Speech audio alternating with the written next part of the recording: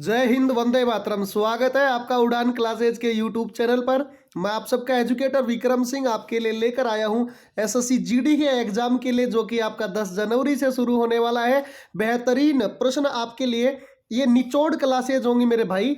पूरे का पूरा रिवीजन इसमें हम करेंगे, जिसमें जीके के और जीएस के, जिसमें करंट अफेयर्स के भी प्रश्न हमारे इंक्लूड होंगे। और साथ ही में आपको ये खुशखबरी आपके लिए दे देता हूं कि कल के सेशन में हम बिल्कुल एग्जाम ओरिएंटेड करंट अफेयर्स के बारे में बात करेंगे, जो कि एसएससी जीडी के एग्जाम में आपको सीधे के सीधे प्रश्न देखने को मिलेंगे। मैं गारंटी से आपको ये विश्वास दिला सकता हूं कि उस सीरीज को आप ज्वाइन ना करना भूलें, क्योंकि उस सीरीज के अंदर जितने भी जो आपको 100 प्रश्न करवाए जाएंगे, वो 100 प्रश्न आपको बहुत ही ज्यादा हेल्पफुल होंगे। 3 से 4 क्लासेज आपको ऐसी करवाई जाएंगी जिनमें आपके लिए करंट अफेयर्स 2022 क्लास, ठीक है। तो अभी चलते हैं आज इस संपूर्ण रिवीजन की क्लास के अंदर और बात करते हैं आज के बेहतरीन व पसंदीदा आपका जो एग्जाम के लिए एसएससी ने चुना है उन प्रश्नों के बारे में, जो कि एग्जाम में ऐसे कैसे देखने को मिलेंगे। सुनिए आपको बेहतरीन तरीके से। और आपका पहला प्रश्न आपकी स्क्रीन पर आ चुका है, ध्यानपूर्वक देखिएगा और आंसर देने की भी आप कोशिश करिएगा। वेनिया जलप्रपात भारत के किस राज्य में स्थित है? वेनिया जलप्रपात भारत के कौन से राज्य में स्थित है? हिमाचल प्रदेश में है, सिक्किम में है, गोवा में है, या फिर मेघालय राज्य के अंदर स्थित है? तो राइट आंसर गाइस इसका क्या होने वाला है, मैं आपका पसंदीदा कलर जिसे आप पिंक कलर से जानते हैं वो ले लेता हूं, ठीक है। और राइट आंसर क्या होने वाला है? तो मेघालय इस प्रश्न का राइट आंसर होने वाला है, ठीक है। इसके बाद में हम बात कर लें कि मेघालय राज्य के बारे में। मेघालय के अंदर आपको गारो, खासी और जयंतिया की क्या देखने को मिलेंगी? पहाड़ियां आपको कहां पे देखने को मिलेंगी? मेघालय के अंदर देखने को मिलेंगी। और साथ ही साथ आपको शिलोंग का पठार, शिलोंग का जो पठार है ये भी कहां पे देखने को मिलेगा? मेघालय में। मेघालय के अंदर आपको एक चीज और देखने को मिलेगी कि मेघालय में एक जगह है मासीन राम। कौन सी जगह है? मासीन राम। इसी मासीन राम के अंदर विश्व के अंदर सबसे ज्यादा क्या होती है? तो सबसे ज्यादा वहां पे बरसात होती है। क्या होती है? विश्व में सबसे ज्यादा बरसात कहां पे होती है? तो भारत के मेघालय के अंदर, जो कि मासीन राम नामक जगह है, वहां पे सबसे ज्यादा बरसात होती है। शिलोंग के पठार की बात कर ले, वह गारो खासी जयंतिया की पहाड़ियों की बात कर ले, तो ये कीपनुमा आकार की यहाँ पे स्थिति डेवलप होती है इनके कारण। और इन्हीं में जो बंगाल खाड़ी का जो मानसून आता है वो फंस जाता है और वहीं पर बरसात करवाता रहता है। ज्यादातर खासी पहाड़ी का नजदीकी एरिया और इसी मेघालय की सबसे ऊंची पर्वत चोटी, जो कि खासी पहाड़ी की भी सबसे ऊंची पर्वत चोटी है, जिसका नाम है नोकरेक। क्या कहते हैं आप? नोकरेक पर्वत चोटी, जो कि पूरे के पूरे मेघालय राज्य की सबसे ऊंची पर्वत चोटी है, जो कि खासी पहाड़ी का हिस्सा है। चलिए अगले प्रश्न की। और ये भी ध्यान रख लीजिएगा कि मेघालय जो है यह बांग्लादेश के साथ बाउंड्री शेयर करता है मेघालय, ये ध्यान रखिएगा आप, है ना। इसके बाद में चलते हैं अगले प्रश्न की ओर। देखिए अगला प्रश्न ये रहा आपकी स्क्रीन पर। वल्लम काली किस तरह का एक पारंपरिक खेल है? वल्लम काली जो है ये किस तरह का एक पारंपरिक खेल है, जिसमें आपसे ऑप्शन में दे रखा है एक तो दौड़ यानी कि रनिंग, एक दे रखा है बोट रेसिंग यानी कि नौकायन, एक बॉक्सिंग दे रखा है मुक्केबाजी, और रेसलिंग यानी कि कुश्ती। तो राइट आंसर क्या होने वाला है मेरे प्यारे विद्यार्थियों? तो इसका राइट आंसर होगा नौका दौड़। नौका दौड़ यानी कि नावों की रेस क्या करवाई जाएगी? नावों की रेस के लिए, नावों की रेस के लिए जो है यह वल्लम काली जो है पारंपरिक खेल जो है ये नौकायन से संबंधित है, ठीक है। अब आपने एक नावों की रेस के बारे में देखो, यहां से रिलेट करके प्रश्नों को याद करो आप। अब रिलेट कैसे? यानी कि नावों की रेस कौन सी झील में करवाई जाती है? तो मैंने बताया था आपको बेम्बनाद जो झील है, इसी बेम्बनाद झील के अंदर। और ये बेम्बनाद झील है कहां पे मेरे प्यारे विद्यार्थियों? केरल राज्य के अंदर। कहां पे है? केरल राज्य के अंदर जो है आपको बेम्बनाद झील देखने को मिलेगी। और यह भारत की सबसे लंबी झील है, जिसमें 96 किलोमीटर की जो है इसकी लंबाई है। और यह भारत के केरल राज्य के अंदर स्थित है, जो कि नावों की रेस करवाई जाती है। और नावों की रेस के लिए यहाँ पे नेहरू जो ट्रॉफी है ये उपहार के अंदर दी जाती है, ठीक है। चलते हैं नेक्स्ट प्रश्न की ओर। तो देखिए अगला प्रश्न ये रहा आपकी स्क्रीन पर, और आंसर देने की कोशिश करेंगे आप सभी विद्यार्थी। पारंपरिक पारंपरिक लोक नृत्य यानी कि परंपराओं के आधारित लोक नृत्य है धन गजरी गजा।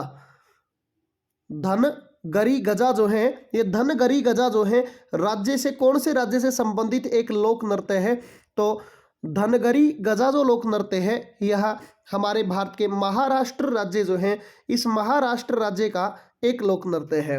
महाराष्ट्र के अंदर इसके अलावा आपको एक लोक नृत्य देखने को मिलेगा लावणी, एक आपको देखने को मिलेगा तमाशा। तो लावणी और तमाशा लोक नृत्य कहाँ पे है?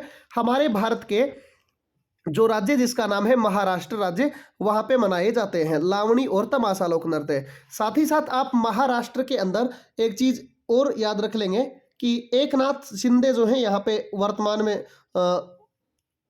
इस क्षेत्र में अगर महाराष्ट्र की बात कर ले तो महाराष्ट्र में एक जगह है इसकी राजधानी जिसका नाम है मुंबई। अभी इसी मुंबई के बारे में आपको याद रखना है कि मुंबई जो है भारत का सबसे बड़ा जो है बंदरगाह है। तो भारत का सबसे बड़ा बंदरगाह कौन सा है? मुंबई बंदरगाह है। और इसी बंदरगाह को, मुंबई को ही कहा जाता है गेटवे ऑफ इंडिया। क्या कहते हैं?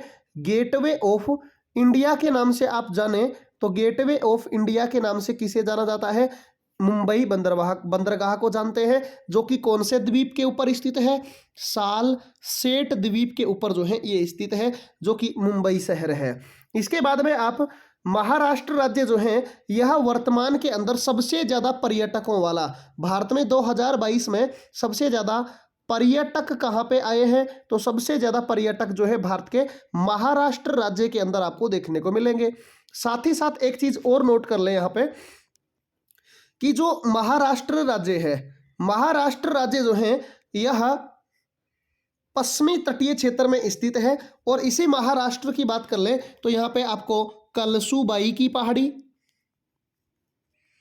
कलसूबाई की पहाड़ी और महाबलेश्वरम की पहाड़ी, महाबलेश्वरम की पहाड़ी कहाँ पे देखने को मिलेंगी? महाराष्ट्र में। और महाराष्ट्र में ही आपको एक तो देखने को मिलेगा एक दर्रा, जिस दर्रे का नाम है थाल घाट। थाल घाट नाम से एक दर्रा और एक भोर घाट के नाम से एक दर्रा, दो दर्रे देखने को मिलेंगे। थाल घाट जो दर्रा है यह मुंबई को नासिक से जोड़ता है और भोर घाट दर्रा जो है यह मुंबई को पुणे से जोड़ने का कार्य करता है। ठीक है, इनके बारे में अच्छे से आपको पता लग गया होगा। उसके बाद में महाबलेश्वरम की जो पहाड़ी है यहां से एक नदी निकलती है और उस नदी का नाम है कृष्णा नदी। कौन सी नदी निकलती है? कृष्णा नदी जो है ये महाबलेश्वरम की पहाड़ियों से निकलती है। और इसी महाबलेश्वरम की पहाड़ियों से निकली हुई कृष्णा नदी जो है यह दक्षिण भारत की दूसरी सबसे लंबी नदी है। इसी के बाद में कृष्णा नदी जो है इसके ऊपर अलमाटी बांध बना हुआ है। कौन सा बांध बना हुआ है? अलमाटी बांध बना हुआ है। और नागा अर्जुन सागर बांध, नागा अर्जुन सागर बांध, ये दोनों कहां पे बने हुए हैं? तो यह बांध बने हुए हैं कौन सी नदी के ऊपर? कृष्णा नदी पर, अलमाटी बांध और नागार्जुन सागर बांध। उसके बाद में आप बात करें कि इसी महाराष्ट्र राज्य के अंदर जो है आपको एक प्लेस और जगह देखने को मिलेगी, जिस जगह का नाम है त्रियंबकेश्वर। देखना मैं दोबारा से लिखता हूं, त्रियंबकेश्वर। और इसी त्रियंबकेश्वर नामक जगह की बात कर ले तो त्रियंबकेश्वर नामक जो जगह है महाराष्ट्र राज्य के अंदर, इसी त्रियंबकेश्वर नामक जगह से एक नदी निकलती है जिस नदी का नाम है गोदावरी। और इसी गोदावरी की बात कर ले तो यह भारत के अंदर दक्षिण भारत की, कौन से भारत की? साउथ इंडिया की सबसे लंबी नदी है। तो दक्षिण भारत की सबसे लंबी नदी कौन सी है? तो वो होगी गोदावरी नदी, जिसे दक्षिण भारत यानी कि दक्षिण की गंगा के नाम से, बूढ़ी गंगा के नाम से या वरहत गंगा के नाम से आप जानते हैं। ठीक है, फिर चलते हैं गाइज अगले प्रश्न की ओर। और अगला प्रश्न देखिएगा आपकी स्क्रीन पर आने वाला है। बड़ा शानदार प्रश्न है भाई, बहुत ही अच्छा प्रश्न है, बेहतरीन प्रश्न है, तो रट लेना भाई साहब, ये प्रश्न पेपर में जरूर छपेगा। नाथुला दर्रा भारत को इसके किस पड़ोसी देश से जोड़ता है? यानी कि नाथुला दर्रा भारत को किसके साथ जोड़ने का कार्य करता है? नाथुला पास के बारे में आपसे पूछा जा रहा है। तो नाथुला दर्रा जो है भारत और चीन को जोड़ता है। अब भारत और चीन को नाथुला दर्रा जो जोड़ता है, यह नाथुला दर्रा है कहाँ पे?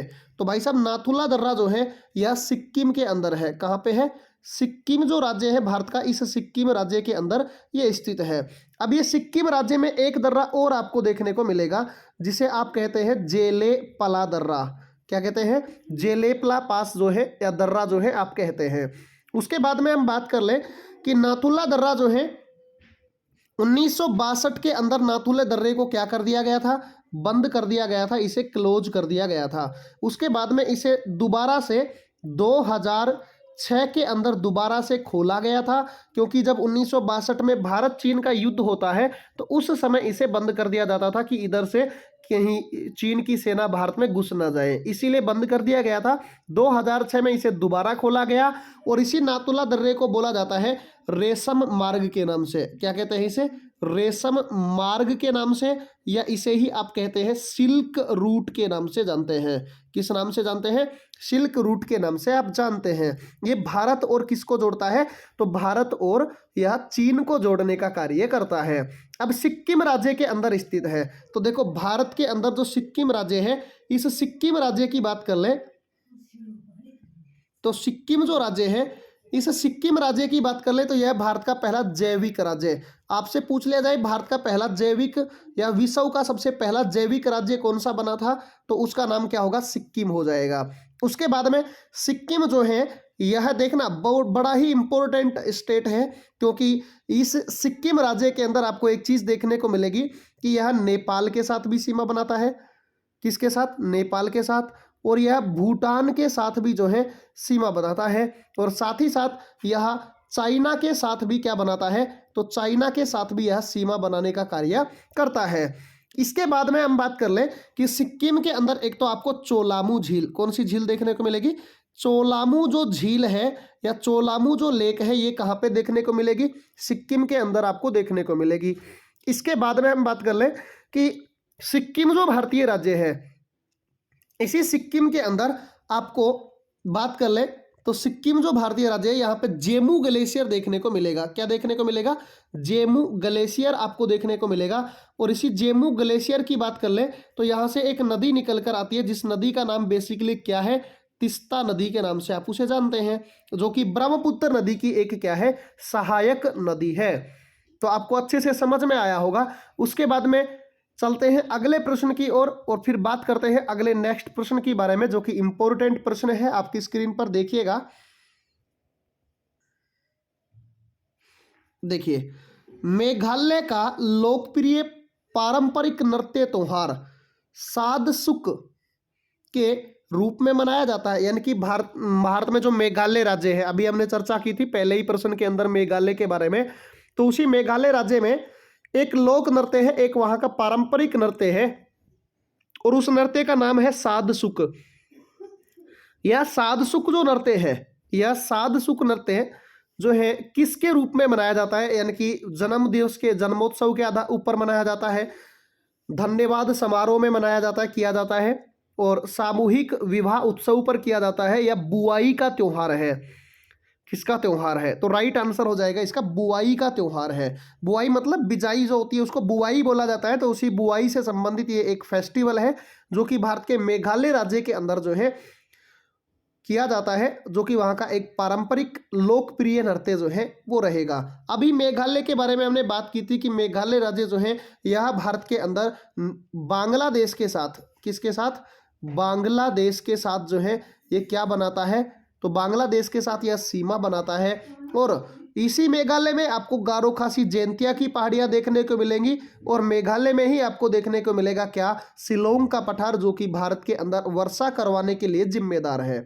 साथ ही साथ मेघालय में आपको नोकरेक सबसे ऊंची पर्वत चोटी मेघालय की देखने को मिलेगी, और यह मेघालय जो राज्य है इसमें भारत में विश्व में सबसे ज्यादा वर्षा का स्थान है, जिसे आप मासिन राम के नाम से जानते हैं। चलिए अगले प्रश्न के बारे में बात करते हैं।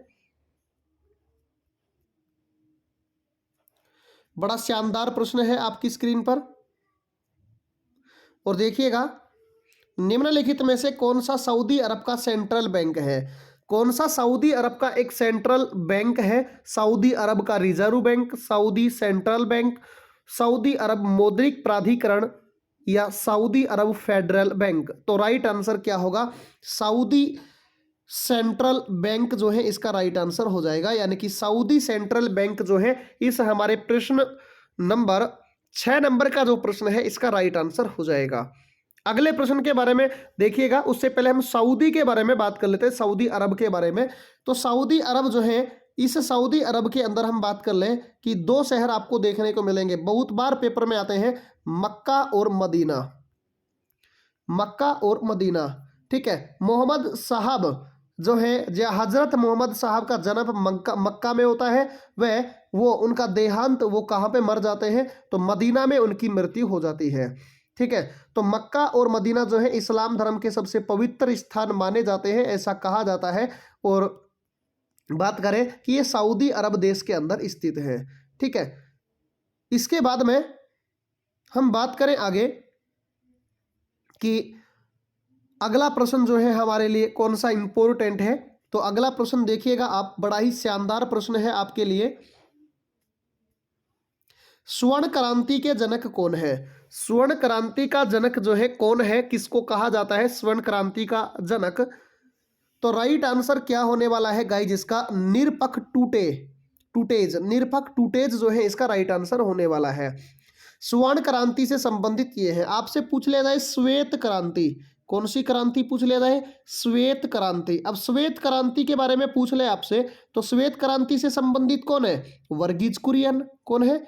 वर्गीज कुरियन, ये आपने सुना होगा। एक आपने सुना होगा कि हरित क्रांति, ये बड़ा इंपॉर्टेंट है, हरित क्रांति वाला, ठीक है। हरित क्रांति के बारे में बात कर ले तो ये गेहूं उत्पादन से संबंधित है। किसके उत्पादन से संबंधित है? गेहूं के उत्पादन से संबंधित है। और इसी हरित क्रांति की बात कर ले तो यह विश्व में सबसे पहले, पूरे के पूरे विश्व की बात कर लूं मैं तो विश्व में सबसे पहले जो है इसकी शुरुआत मैक्सिको देश के अंदर की गई थी। कौन से देश में? मैक्सिको देश के अंदर जो है नॉर्मन ई बोरलॉग के द्वारा इस क्रांति की शुरुआत की गई थी। इसीलिए हरित क्रांति का जनक विश्व में नॉर्मन ई बोरलॉग को कहा जाता है। किसे कहते हैं? नॉर्मन ई बोरलॉग को विश्व में हरित क्रांति का जनक कहते हैं। और हरित क्रांति जो है क्यों मैक्सिको में शुरू हुई? क्योंकि मैक्सिको के अंदर जो है एक बार भूखमरी आ जाती है, अकाल पड़ जाता है। इसी कारण यहाँ पे नॉर्मन ई बोरलॉग जो है HYV किस्म लेकर गेहूं की आता है और उसी के आधार पर यहाँ पे बहुत ज़्यादा मात्रा में गेहूं का उत्पादन होता है। इसीलिए इन्हें नॉर्मन ई बोरलॉग को ही विश्व में हरित क्रांति का जनक कहा जाने लगा। इसके साथ साथ आप बात कर लें कि नॉर्मन ई बोरलॉग जो है इनको एक बार नोबेल प्राइज भी मिला हुआ है। और साथ ही साथ नॉर्मन ई बोरलॉग के नाम से आपको एक पुरस्कार के नाम से भी सुनने को मिलेगा, जो कि नॉर्मन ई बोरलॉग पुरस्कार है, जो कि कृषि के क्षेत्र के अंदर दिया जाता है। इसके बाद में भारत में हरित क्रांति यानी कि इंडिया में हरित क्रांति का जनक किसे कहते हैं? तो डॉक्टर MS स्वामीनाथन को। किसे कहते हैं? Doctor MS Swaminathan. और भारत में हरित क्रांति की शुरुआत 1966 और 67 के अंदर जो है हरित क्रांति की क्या होती है? भारत में शुरुआत होती है 1966-67 के अंदर, ठीक है। इसके बाद में हम बात कर ले अगले प्रश्न के बारे में। तो देखिएगा अगला प्रश्न ये रहा आपकी स्क्रीन पर,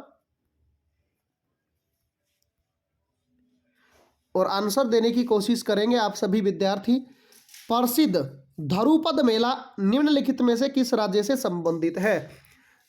धरुपद मेला जो है ये कौन से राज्य से संबंधित होगा? तो आंसर करिए कमेंट बॉक्स में, जल्दी से जल्दी छाप दीजिए इसे। और फिर बात करते हैं इस प्रश्न के बारे में। तो राइट आंसर इसका गाइज क्या होने वाला है? उत्तर प्रदेश। क्या होगा? उत्तर प्रदेश जो है इसके अंदर धरुपद मेला जो है ये लगता है। अब उत्तर प्रदेश के अंदर इसका CM बहुत बार पूछा जाता है। मैं आपको बार बार ये बता रहा हूँ कि इसका CM कौन है? आदित्यनाथ योगी यहाँ पे CM है, यानी कि चीफ मिनिस्टर है।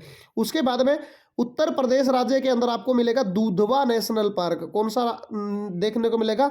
दुधवा नेशनल पार्क, यानी कि राष्ट्रीय उद्यान देखने को मिलेगा। उत्तर प्रदेश के अंदर आपको देखने को मिलेगा क्या? तो उत्तर प्रदेश में एक जगह है पीलीभीत। क्या है? जगह का नाम है पीलीभीत। और इसी पीलीभीत नामक जगह की बात कर ले तो यहाँ पे एक झील है, जिस झील का नाम है फुलहर झील। कौन सी झील है? फुलहर झील उत्तर प्रदेश के पीलीभीत में है। साथ ही साथ आप उत्तर प्रदेश के अंदर एक चीज और देखेंगे कि उत्तर प्रदेश जो भारतीय राज्य है यह जनसंख्या की दृष्टि से सबसे बड़ा है। जनसंख्या की दृष्टि से सबसे बड़ा जो भारतीय राज्य है वो कौन सा है? तो उत्तर प्रदेश हो जाएगा। और उत्तर प्रदेश जो है इसी में नौटंकी नौटंकी नृत्य कहाँ पे किया जाता है? फेमस नृत्य है यहाँ का नौटंकी, जो कि उत्तर प्रदेश के अंदर किया जाता है। और साथ ही साथ आप उत्तर प्रदेश के अंदर और क्या ध्यान में रखेंगे? तो उत्तर प्रदेश के अंदर एक नदी जो है जिसका आप अच्छे से नाम जानते हैं, यमुना नदी। इसी यमुना नदी के किनारे जो है ताजमहल जो है, ये ताजमहल आगरा के अंदर जो है स्थित है, जो कि 7 अजूबों में से एक है। यमुना नदी के किनारे आगरा के अंदर स्थित है। इसी के बाद में आप बात कर ले कि उत्तर प्रदेश के अंदर आपको यमुना और गंगा नदी का संगम का स्थान, जिसे आप प्रयागराज के नाम से जानते हैं, वो वहां पे देखने को मिलेगा। और उत्तर प्रदेश का एक शहर, जिस शहर का नाम है फर्रुखाबाद, इसी फर्रुखाबाद का नाम बदलकर रखा जा रहा है पांचाल नगर। क्या रखा जा रहा है? पांचाल नगर जो है इसका नाम रखा जा रहा है फर्रुखाबाद का नाम बदल करके। ठीक है। और प्रयाग का नाम बदलकर, यानी कि इलाहाबाद का नाम बदलकर क्या रख दिया गया? प्रयागराज रख दिया गया, जहां पे कुंभ का मेला भी लगता है। तो ये भी आप अच्छे से याद रखेंगे। इसके बाद में आप चलते हैं नेक्स्ट प्रश्न के बारे में। और देखिए नेक्स्ट प्रश्न ये रहा आपकी स्क्रीन पर, बड़ा शानदार और बड़ा ही खतरनाक प्रश्न है, जो कि बार बार पेपर में पूछा गया है एसएससी के द्वारा। निम्नलिखित में से धनु जात्रा महोत्सव मनाए जाने वाला प्रसिद्ध त्योहार कौन सा है? यानी कि प्रसिद्ध राज्य कौन सा है? ठीक है, धनु यात्रा को मनाने वाला पहला जो प्रसिद्ध जो राज्य है वो कौन सा राज्य है जिसमें धनु यात्रा महोत्सव जो है ये मनाया जाता है?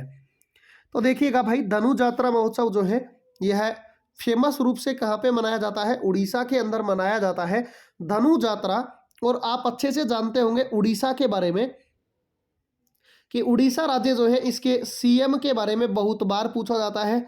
और सीएम का नाम क्या है? नवीन पटनायक। क्या नाम है? नवीन पटनायक यहाँ पे सीएम है। और इसी के गवर्नर भी बहुत बार पूछे जाते हैं, गणेशी लाल। कौन है? गणेशी लाल यहाँ पे उड़ीसा के राज्यपाल है। और उड़ीसा के अंदर आपको देखने को मिलेगा एक पाराद्वीप बंदरगाह। क्या देखने को मिलेगा? पाराद्वीप पोर्ट, जिसे आप बंदरगाह कहते हैं हिंदी में, वो देखने को मिलेगा। यहीं पर आपको चांदीपुर हथियार संग्रहालय, जो भारत का प्रथम हथियार संग्रहालय है, चांदीपुर रेंज, वो भी यहाँ पे उड़ीसा में आपको देखने को मिलेगा। और उड़ीसा का जो तटीय भाग है इसे कहा जाता है उत्कल के नाम से जानते हैं। और उड़ीसा का पुराना नाम भी क्या है? उत्कल नाम है। इसके साथ साथ आप उड़ीसा के अंदर ओडिया भाषा बोली जाती है। कौन सी भाषा बोली जाती है? ओडिया भाषा उड़ीसा के अंदर बोली जाती है। और यहीं पर ओडिसी लोक नृत्य भी आपको देखने को मिलेगा। कौन सा? ओडिसी लोक नृत्य या नृत्य जो है ये आपको कहाँ पे देखने को मिलेगा? उड़ीसा में देखने को मिलेगा। और उड़ीसा में ही आपको एक चीज और देखने को मिलेगी मेरे प्यारे विद्यार्थियों, व्हीलर द्वीप। क्या देखने को मिलेगा? व्हीलर द्वीप। और इसी व्हीलर द्वीप का नाम क्या है? तो वर्तमान में इसका नाम है डॉक्टर एपीजे अब्दुल कलाम द्वीप। एपीजे अब्दुल कलाम द्वीप आपको उड़ीसा के अंदर देखने को मिलेगा, जो कि भारत का एक मिसाइल लॉन्चिंग केंद्र है। कैसा केंद्र है? मिसाइल लॉन्च किए जाते हैं यहाँ से, यानी कि मिसाइलों को यहाँ से लॉन्च किया जाता है। इसी कारण अब्दुल कलाम, जो कि भारत के पूर्व राष्ट्रपति रहे हैं, इसे मिसाइल मैन के नाम से भी जाना जाता है। यानी कि मिसाइल मैन किसे कहते हैं? तो अब्दुल कलाम जी को कहा जाता है, जो कि जिसके नाम पर व्हीलर द्वीप का नाम भी चेंज करके ये डॉक्टर एपीजे अब्दुल कलाम द्वीप जो है रखा गया है। साथ ही साथ उड़ीसा में आपको महानदी जो है यह देखने को मिलेगी, जिसके ऊपर जो है हीराकुंड बांध आपको देखने को मिलेगा। हीराकुंड महानदी के ऊपर हीराकुंड बांध बना है। 26 किलोमीटर इसकी क्या है? लंबाई है। और यह नदी जो है उड़ीसा के अंदर एक जगह है जिसे आप कटक के नाम से जानते हैं। उसी कटक उड़ीसा में इस महानदी की बात कर ले तो यह लुप्त प्राय हो जाती है, यानी इसमें पानी खत्म हो जाता है। तो महानदी का समापन कहाँ पे हो जाता है? तो महानदी का समापन यानी अंत कहाँ पे हो जाता है? तो भूमिबद्ध हो जाती है नदी कटक में अंदर जा करके। और उसके बाद में बात कर ले तो कटक के अंदर ही मिल जाएगा आपको चावल अनुसंधान केंद्र। तो चावल अनुसंधान केंद्र यानी कि राइस रिसर्च इंस्टीट्यूट जो है वो कहाँ पे देखने को मिलेगा? तो चावल अनुसंधान केंद्र जो है आपको कटक उड़ीसा के अंदर देखने को मिलेगा। तो राइट आंसर गाइज इस प्रश्न का हमारा उड़ीसा होगा। धनुजात्रा कहाँ पे मनाया जाता है? तो ये उड़ीसा के अंदर मनाया जाता है। मैं उम्मीद करता हूँ आपको अच्छे से ये प्रश्न समझ में आ रहे होंगे। तो एक बार अभी तक किसी भी विद्यार्थी ने अगर क्लास अच्छी लग रही है तो भाई साहब शिद्दत से जो है लाइक का बटन दबा दे और शेयर कर दे, और कम से कम अपने 5 साथियों में तो शेयर करें। और क्लास अच्छी नहीं लग रही है तो भाई साहब कोई ज़रूरत नहीं है लाइक करने की। अगर ये क्लास आपके लिए फ़ायदेमंद है तो कम से कम आप लाइक करना तो आपका भी बनता है, क्योंकि अगर आपका अच्छा रिवीजन हो रहा है तो आप लाइक करें। चैनल को अगर किसी ने सब्सक्राइब नहीं किया तो सब्सक्राइब कर ले, बेल आइकन के बटन को प्रेस कर ले, जिससे आने वाले हर एक वीडियो का नोटिफिकेशन भी आपको मिले। साथ ही साथ मैं एक चीज़ और आपको बताता हूँ कि कल हमारी करंट अफेयर्स की एक बेहतरीन सीरीज जिसे आप कहते हैं, बहुत ही जबरदस्त प्रश्न उसके अंदर आपको देखने को मिलेंगे। बड़ा ही शानदार वहां पे ये चलने वाला है आपके लिए। तो राइट एकदम जो एग्जाम ओरिएंटेड प्रश्न जो है आपको करवाए जाएंगे उसमें। चलिए अगला प्रश्न देखते हैं। अगला प्रश्न ये रहा, देखिएगा, योजना मंत्रालय के वर्तमान में मंत्री कौन है? योजना मंत्रालय यानी कि प्लानिंग मिनिस्ट्री जो है इसके वर्तमान में मंत्री कौन है? तो नितिन गडकरी है, राजनाथ सिंह है, अश्विनी वैष्णव है, राव इंद्रजीत सिंह है। तो राइट आंसर क्या होगा इसका गाइस? राइट आंसर जो है इसका होने वाला है राव इंद्रजीत सिंह। क्या होगा? राव इंद्रजीत सिंह इसका राइट आंसर होगा। अश्विनी वैष्णव के बारे में बात कर ले तो ये रेलवे मंत्री है। कौन से मंत्री हैं? रेलवे मंत्री हैं। राजनाथ सिंह रक्षा मंत्री है। कौन से मंत्री है? रक्षा मंत्री हैं। और नितिन गडकरी जो है ये सड़क एवं परिवहन मंत्री हैं। कौन से हैं? जो सड़क एवं परिवहन मंत्री हैं। और योजना मंत्रालय के मंत्री कौन है? तो राइट आंसर क्या हो जाएगा? इसके मंत्री हैं राव इंद्रजीत सिंह। आपसे पूछ लिया जाए वित्त मंत्रालय के मंत्री, तो निर्मला सीतारमन। कौन है? निर्मला जो है सीतारमन जो है इसका राइट आंसर हो जाएगा, क्योंकि बहुत बार पूछा जा रहा है। सबसे पहले आपसे पूछ लिया जाए भारत का सबसे पहला पेपरलेस बजट किसने पेश किया? तो निर्मला सीतारमन के द्वारा पेश किया गया। भारत में निर्मला सीतारमन जो है यह महिला है जिसका जो कि सबसे पहले जो है बजट पेश करने वाली महिला भी बन चुकी है। और सबसे पहले भी पेपरलेस बजट जो है पेश करने वाली महिला कौन है, या पहला बजट भी पेपरलेस किसने पेश किया है? तो निर्मला सीतारमन जी के द्वारा पेश किया गया। विदेश मंत्रालय के मंत्री, विदेश मंत्री आपसे पूछ लिया जाए तो एस जयशंकर। कौन है? एस जयशंकर जो है ये विदेश मंत्रालय के क्या है? मंत्री हैं। ठीक है। शिक्षा मंत्री की बात कर लें आपसे तो शिक्षा मंत्रालय के मंत्री कौन है? धर्मेंद्र प्रधान। कौन है? धर्मेंद्र प्रधान आपको देखने को मिलेंगे शिक्षा मंत्री। और इसके बाद में विज्ञान एवं प्रौद्योगिकी मंत्रालय के मंत्रालय डॉक्टर जितेंद्र सिंह हैं। कौन है? डॉक्टर जितेंद्र सिंह। चलिए अगला प्रश्न देखते हैं। और अगला प्रश्न ये रहा आपकी स्क्रीन पर, ध्यानपूर्वक सुनिएगा। केंद्रीय सड़क परिवहन संस्थान कहाँ स्थित है? केंद्रीय सड़क परिवहन संस्थान कहाँ पे स्थित है? तो केंद्रीय सड़क परिवहन संस्थान जो है ये महाराष्ट्र में एक जगह है जिस जगह का नाम है पुणे। आप अच्छे से जानते होंगे महाराष्ट्र राज्य के अंदर ये जगह है। कहाँ पे है? महाराष्ट्र जो जगह है इसी महाराष्ट्र के अंदर ये आपको जगह देखने को मिलेगी, पुणे नामक जगह, जो कि पुणे और मुंबई को जोड़ने का कार्य करता है भोरघाट दर्रा। इसके बाद में हम बात करें कि महाराष्ट्र राज्य से संबंधित है पुणे नामक स्थान। सड़क मंत्री अभी मैंने बता दिया आपको कौन से है, तो सड़क मंत्री है नितिन जयराम गडकरी। कौन है? नितिन गडकरी। गडकरी लिख दे, ज्यादातर यही आपको ऑप्शन में देखने को मिल जाएगा। चलिए अगला प्रश्न देखते हैं। और अगला प्रश्न देखना, बड़ा ही शानदार प्रश्न है, आपकी स्क्रीन पर पहुंच चुका है। बड़ा ही बेहतरीन प्रश्न जो कि आपसे पूछे जाने की संभावना है, हर एक एग्जाम में पूछा हुआ प्रश्न है। राष्ट्रीय मस्तिष्क अनुसंधान केंद्र कहाँ पे स्थित है? राष्ट्रीय मस्तिष्क अनुसंधान केंद्र के बारे में पूछा गया। गुरुग्राम में है, नोएडा में है, दिल्ली में है, या फरीदाबाद के अंदर है? तो राष्ट्रीय मस्तिष्क अनुसंधान केंद्र जो है ये मानेसर नामक जगह पर है। कौन सी जगह पर है? मानेसर नामक जगह पर है। और यह मानेसर है कहाँ पे मेरे प्यारे विद्यार्थियों? तो गुरुग्राम जिले के अंदर हरियाणा का जो गुरुग्राम जिला है, इसी गुरुग्राम में आपको जो है देखने को मिलेगा क्या, मानेसर, जो कि वहां पे क्या स्थित है, तो ब्रेन रिसर्च सेंटर जो है वहां पे स्थित है, गुरुग्राम के अंदर स्थित है। इसके बाद में हम हरियाणा की ही बात आ गई, तो हरियाणा के बारे में 2-4 पॉइंटों के बारे में बात कर लेते हैं कि हरियाणा जो है इसकी राजधानी है चंडीगढ़। और चंडीगढ़ शहर किसने बसाया था, तो ली कार्बूजिए। किसने बसाया था, ली कार्बूजिए जो है इसके राइट आंसर हो जाते हैं। ली कार्बूजिए इसके वास्तुकार हैं चंडीगढ़ के। और चंडीगढ़ भारत का एक ऐसा जो है शहर है जो कि बहुत ही अच्छी पद्धति के ऊपर बसाया गया है, जो कि चंडीगढ़ शहर है। और जवाहरलाल नेहरू के द्वारा, भारत के जो पहले प्रधानमंत्री थे माननीय जवाहरलाल नेहरू, उनके द्वारा जो है चंडीगढ़ को कहा गया है कि यह सपनों का शहर है। क्या है, सपनों का शहर चंडीगढ़ को जवाहरलाल नेहरू जी के द्वारा कहा गया है। और जवाहरलाल नेहरू जी भारत के कौन थे, तो भारत के पहले प्राइम मिनिस्टर यानी कि प्रधानमंत्री बने थे।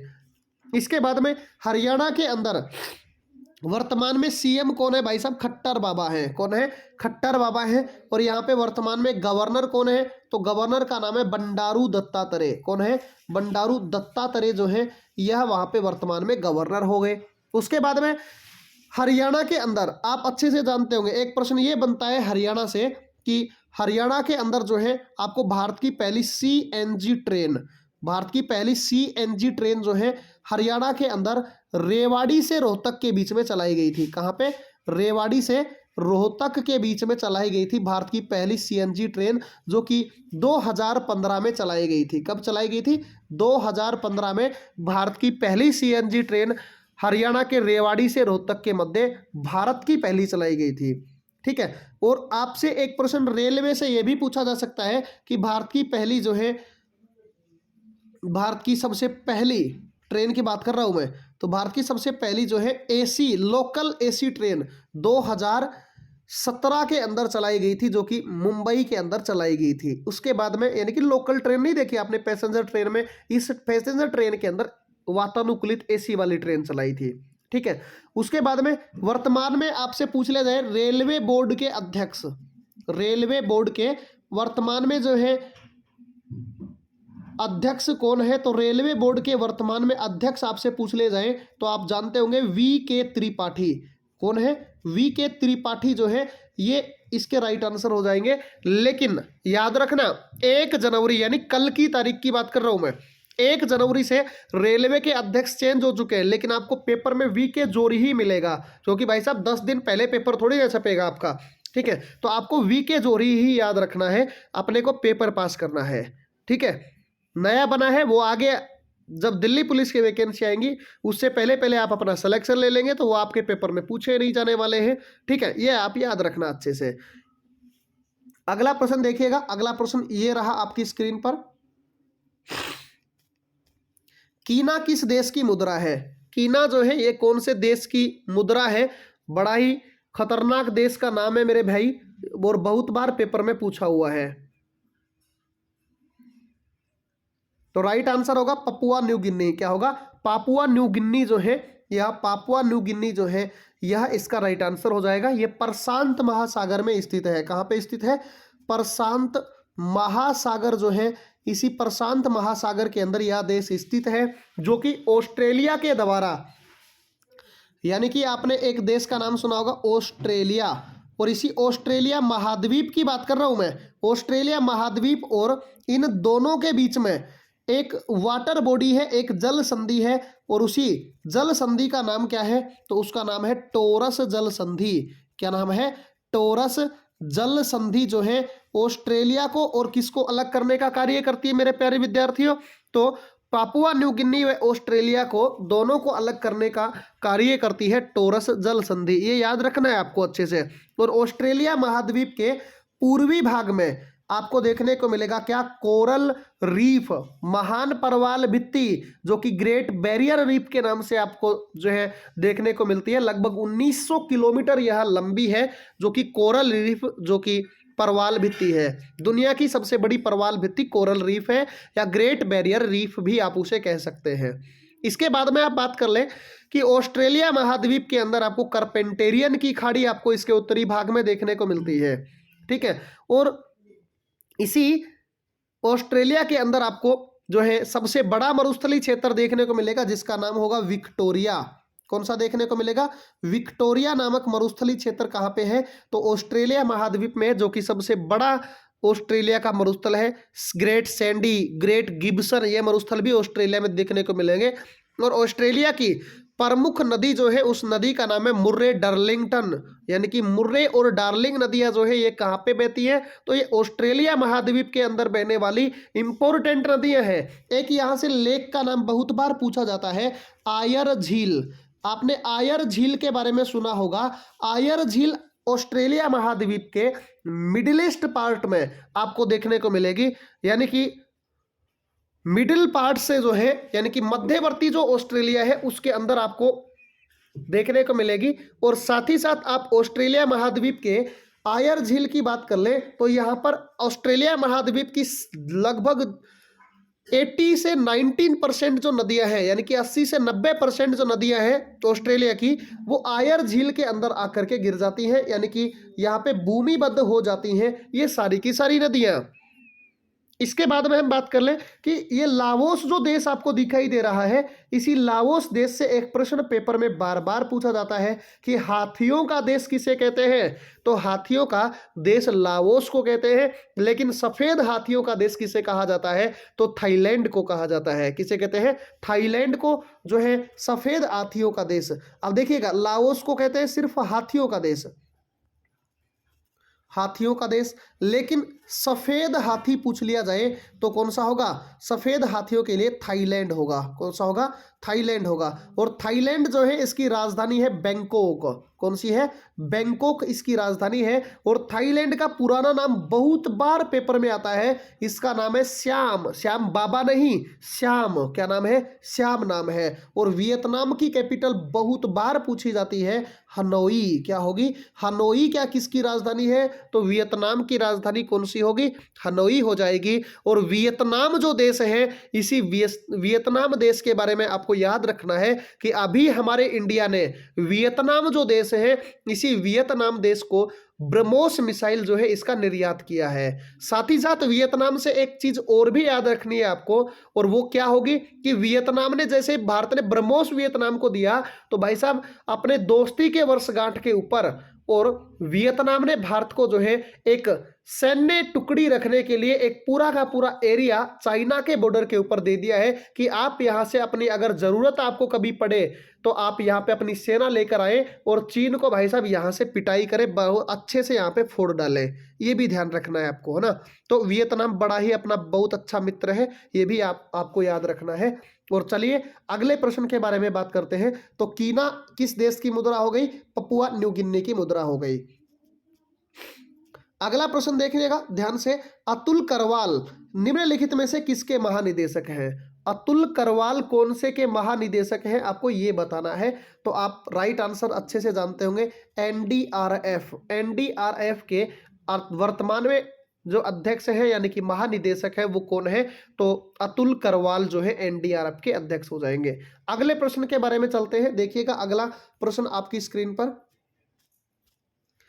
सौम्या स्वामीनाथन किस खेल के प्रसिद्ध खिलाड़ी हैं? सौम्या स्वामीनाथन जो है कौन से खेल के खिलाड़ी हैं? तो शतरंज के खिलाड़ी हो जाएंगे। किसके हो जाएंगे? शतरंज के खिलाड़ी हो जाएंगे।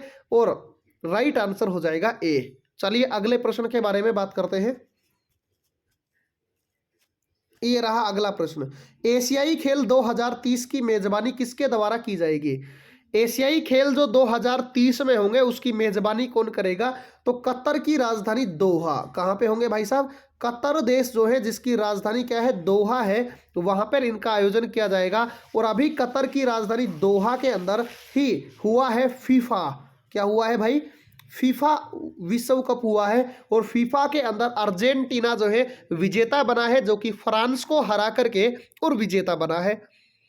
इसके बाद में चलिए अगले प्रश्न के बारे में बात करते हैं। और अगला प्रश्न ये रहा आपकी स्क्रीन पर।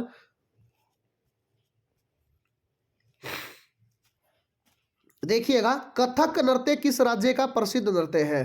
कथक कौन से राज्य का नृत्य है? तो कथक के बारे में आप अच्छे से जानते हैं कि कथक जो लोक नृत्य है यह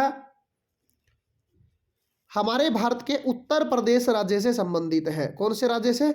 उत्तर प्रदेश राज्य से ये संबंधित है। कथक लोक नृत्य जो कि योगी, जो कि उम्मीदों का प्रदेश जिसे आप उत्तर प्रदेश कहते हैं, वहां से संबंधित है। केरल के अंदर आपको दो मिलेंगे देखने को, कथकली और मोहिनी अट्टम। ये दोनों कहां पे होंगे? केरल में होंगे। तमिलनाडु में कौन सा होगा? भरतनाट्यम। ये फेमस है भाई यहाँ पे, है ना, भरतनाट्यम लोक नृत्य। फिर आपको आंध्रा में कौन सा देखने को मिलेगा? तो कुंचिपुड़ी। कुंचिपुड़ी लोक नृत्य कहां पे हो जाएगा? आंध्र प्रदेश में हो जाएगा। ये याद रखना है आपको अच्छे से, है ना। उसके बाद में चलिए अगला प्रश्न देखिए आप। ये रहा बड़ा ही शानदार प्रश्न, अगला प्रश्न, और ध्यान से सुनना है आपको। मैं आपको इसमें बहुत सारी चीजों के बारे में आपको बताऊंगा। इस प्रश्न के अंदर भारत कितने देशों के साथ सीमा साझा करता है? भूमि की सीमा, कौन सी? भूमि वाली सीमा जो है, बाउंड्री बनाने वाली सीमा है जो है, वो साझा करता है। जमीन टू जमीन कितने देशों के साथ साझा करता है? तो देखिएगा, अभी हम मैप से बात करते हैं इसके बारे में। और मैप बना करके मैं थोड़ा सा प्रश्न को ऊपर स्क्रॉल कर रहा हूं। इंग्लिश का आपको दिखाई नहीं देगा, अंग्रेजी वाला, तो थोड़ा ध्यान रखिएगा, है ना। मैं इंडिया बनाता हूं आपके लिए, थोड़ा सा अच्छा सा बनाने की कोशिश करते हैं हम इंडिया।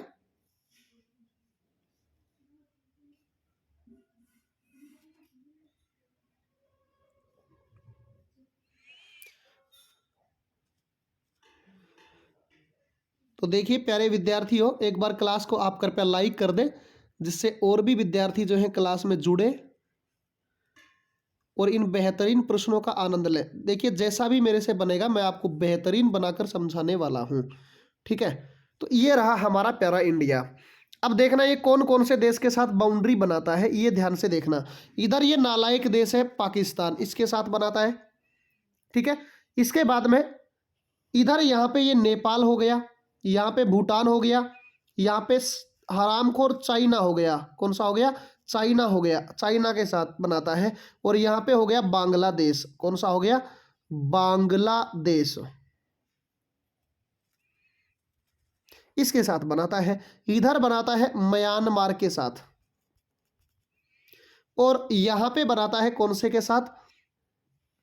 ये बनाता है अफगानिस्तान के साथ 106 किलोमीटर की। तो कितने देश हो गए? देखो 1 2 3 4 5 6 और 7, कितने देशों के साथ सीमा बना रहा है? 7 देशों के साथ जो है भारत जमीन वाली सीमा बनाता है। क्योंकि उसके बाद में तो आपको ये पूरा का पूरा रीजन देखने को मिलेगा कि इस पूरे के पूरे क्षेत्र की बात कर लो तो यहां से लेकर के ये पूरा का पूरा जो भाग आपको दिखाई दे रहा है, ये पूरा का पूरा एरिया किसके साथ है? पानी के साथ टच हुआ है, यानी कि पानी के साथ सटा हुआ एरिया है। तो यहाँ पे कोई मुख्य देश जो है जमीन वाली सीमा जो है भारत के साथ शेयर नहीं करता है। हालांकि यहाँ पे श्रीलंका जो है भारत के साथ वाटर जो है बाउंड्री शेयर करता है, जलीय सीमा जो है शेयर करता है, मालदीव से शेयर करता है, और भी बहुत सारे देश जैसे इंडोनेशिया हो गया, ये जो देश है ये केवल जलीय सीमा जो है शेयर करते हैं। इसके साथ साथ आप ये 7 देश जो है इनके बारे में थोड़ी सी आप इंफॉर्मेशन रखना चाहें तो बेटर होगा। क्योंकि पाकिस्तान जो है यह भारत के साथ 3323 किलोमीटर की सीमा बनाता है। कितने किलोमीटर की? 3323 किलोमीटर की, जिसे आप रेड क्लिफ रेखा के नाम से जानते हैं, जो कि भारत और पाकिस्तान के बीच में है। अफगानिस्तान जो है ये भारत के साथ 106 किलोमीटर की सीमा बनाता है। और इसकी 106 किलोमीटर की जो सीमा है उसे आप किस नाम से जानते हैं? तो उसे आप डूरंड रेखा के नाम से जानते हैं। भारत चाइना के बीच में मैक मोहन लाइन है, और इसी मैक मोहन लाइन की लंबाई आपको 3488 किलोमीटर देखने को मिलेगी। म्यांमार और भारत के बीच में 1643 किलोमीटर की सीमा है, और भारत बांग्लादेश के बीच में जो है 4096 किलोमीटर की क्या देखने को मिलेगी? सीमा आपको देखने को मिलेगी भारत बांग्लादेश के बीच में, जिसे आप जीरो लाइन के नाम से जानते हैं, या आप शून्य रेखा के नाम से आप इसे जानते हैं। भारत और नेपाल के बीच में 1751 किलोमीटर की सीमा, कोई भी नाम नहीं है।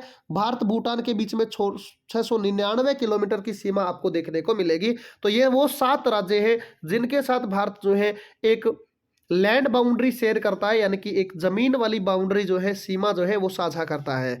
चलिए अगले प्रश्न के बारे में चलते हैं। और अगला देखिए बेहतरीन बिंदु आपके लिए, जो कि आपको मैंने पहले ही ये बता रखा है कि हम रोज एक वंश के बारे में डिटेल से एनालिसिस करते हैं। तो ये रहा आज का वो वंश हमारा, जिसके अंदर हम इस वंश के बारे में डिटेल से बात करेंगे। तो ध्यान से सुनिएगा, हमें सैयद वंश के बारे में बात करनी है, जो कि 1414 से 1451 ईस्वी तक क्या किया, इसने शासन किया था।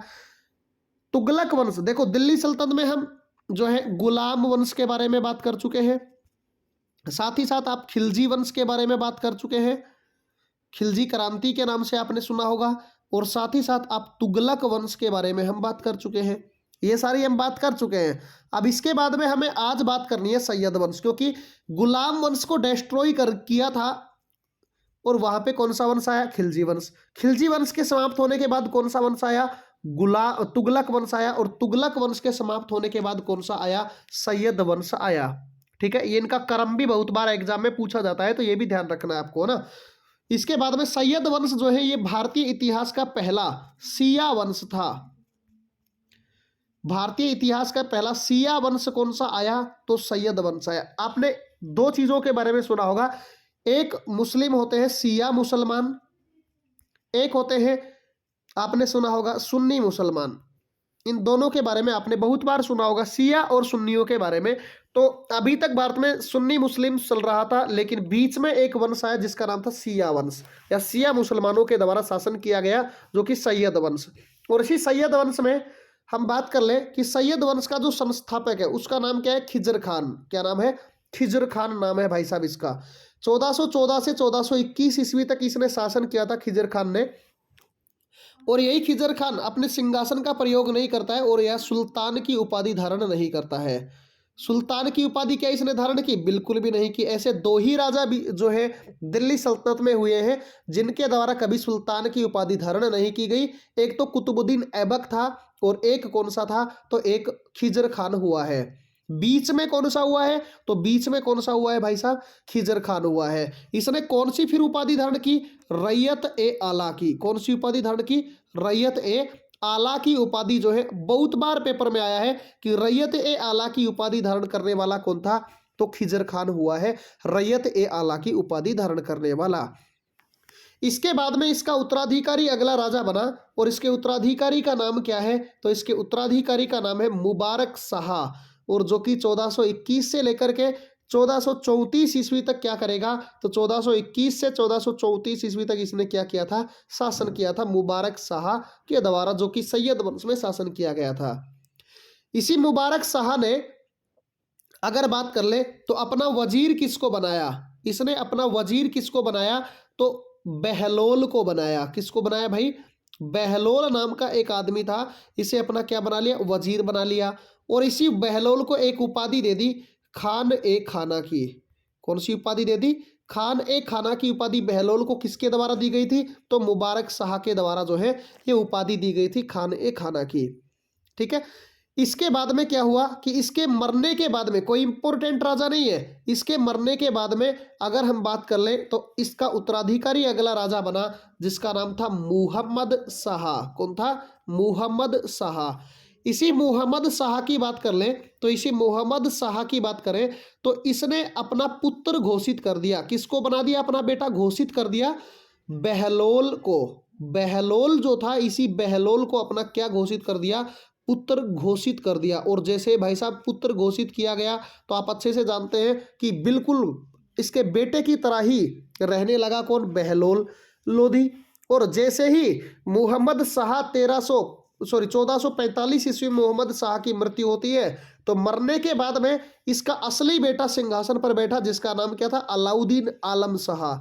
जैसे ये सिंहासन पर बैठा तो यही बात बहलोल को पसंद नहीं आई, और बहलोल ने इसे कहा कि या तो आप अपनी मर्जी से मेरे को दिल्ली सल्तनत का सिंहासन सौंप दीजिए, अन्यथा आई किल यू, मैं तुम्हें मार दूंगा।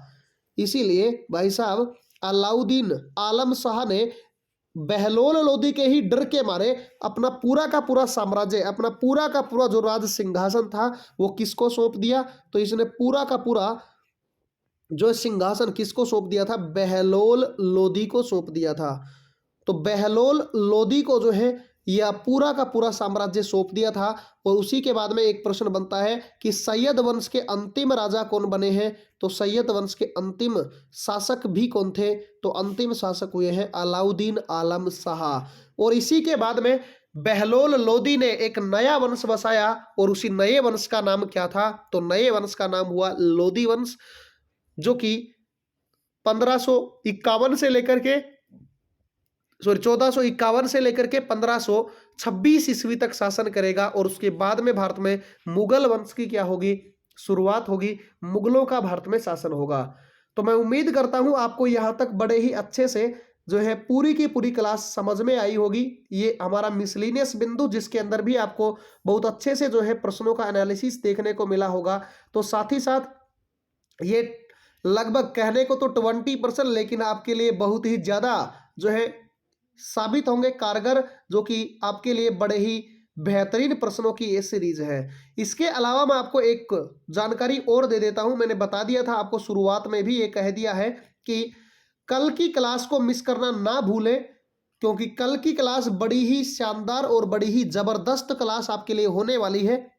एसएससी जीडी के लिए स्पेशल क्लास होगी। हालांकि ये भी स्पेशल ही क्लास आपके लिए चल रही है, जो कि जीके एंड जीएस की चल रही है, लेकिन करंट अफेयर्स की, किसकी? करंट अफेयर्स की अपनी क्लास जो है ये कल आएगी। और कल इस क्लास के बारे में आपको बेहतरीन तरीके से जो है समझाया जाएगा, क्योंकि ऐसे ऐसे प्रश्न आपको दिए जाएंगे जो कि आपके एग्जाम में सीधे के सीधे आपको जो है देखने को मिलेंगे। तो आज के सेशन में हम इतनी ही बात करते हैं। मैं उम्मीद करता हूं आपको बहुत अच्छे से समझ में आया होगा। अगर क्लास अच्छी लगी है तो एक बार लाइक वाले बटन को प्रेस कर दें और अपने साथियों में भी इसका लिंक थोड़ा सा शेयर कर दें, जिससे भाई हमें भी थोड़ा सा मोटिवेशन मिले और हम भी आपके लिए ऐसे ही भरसक प्रयास व प्रयत्न करते रहे कि मेरा विद्यार्थी जो अपने से तैयारी कर रहा है, उड़ान क्लासेज के इस चैनल से तैयारी कर रहा है, वो एसएससी जीडी के अंदर जाकर के अपना सिलेक्शन जो है अपनी एक पोस्ट हासिल करे।